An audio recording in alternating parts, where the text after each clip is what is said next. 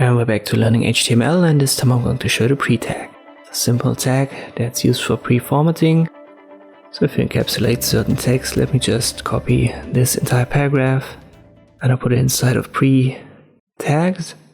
You can see it gets a different style, which is the default style for this pre-element.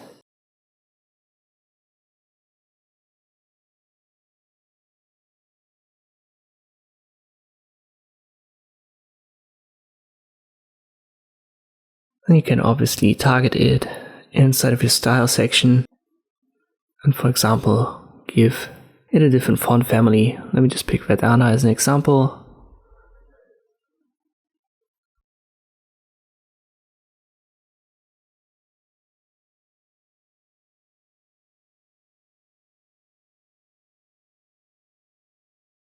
But this is already everything there is to know about the pre-tag. I hope this video was helpful, thank you for watching, and I'll see you next time.